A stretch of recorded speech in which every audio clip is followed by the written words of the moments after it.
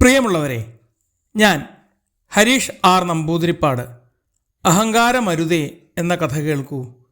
ജംബു, അരുത്, വികൃതി കാട്ടരുത്, ആവശ്യമില്ലാതെ ആരോടും വഴക്കിന് പോകരുത്.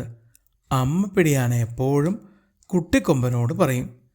കൂട്ടുകാരനായ കുട്ടൻ കുരങ്ങനും അവനോട് പറയും, കാട്ടിലേറ്റം വലിയവനാകും കൊമ്പാ നീ ഇനിമേൽ, കുറുമ്പ് കാട്ടി കുരുക്കിലാവാൻ നോക്കല്ലേ കേട്ടോ.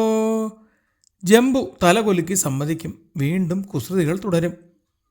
കരയിലെ ഏറ്റവും ശക്തനായ മൃഗമെന്ന അഹങ്കാരത്തോടെ വാലുമാട്ടി നടക്കും.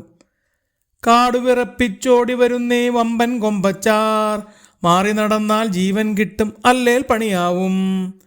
സാധു മൃഗങ്ങൾ ഉറക്കെ വിളിച്ചു പറഞ്ഞുകൊണ്ട് ഓടും. അപ്പോൾ ജംബുവിന് കൂടുതൽ അഹങ്കാരമാകും. അങ്ങനെ ഒരു ദിവസം അവൻ അഹങ്കാരത്തോടെ പുൽമൈതാനിയിലൂടെ കുതിച്ചു പായുകയായിരുന്നു. മൈതാനിയിൽ കുറേ കാട്ടുപോത്തുകൾ പുല്ല് തിന്ന് നടക്കുന്നുണ്ടായിരുന്നു. ചിലവ ഉൾക്കാടിനിടയിൽ പുല്ലും ചവച്ച് വിശ്രമിക്കുന്നതും കണ്ടു. പുല്ല് ചവച്ച് പാതി മയക്കത്തിലായ കാട്ടുപോത്തുകളിലൊന്നിൻ്റെ പുറകിൽ ചെന്ന് ജംബു ഒരൊറ്റ തൊഴി. കാട്ടുപോത്ത് ചാടി എഴുന്നേറ്റു. ഞാനൊന്നും അറിഞ്ഞില്ലേ എന്ന മട്ടിൽ ആനക്കുട്ടി തിരിഞ്ഞു നടന്നു. ആനയുടെ തൊഴി കൊണ്ട വേദനയും ഉറക്കം നഷ്ടമായ ദേഷ്യവും സങ്കടവും സഹിക്കാൻ കഴിയാതെ കാട്ടുപോത്ത് ആനക്കുട്ടന് പിന്നാലെ ചെന്ന് പുറകിലൊരൊറ്റ കുത്ത്.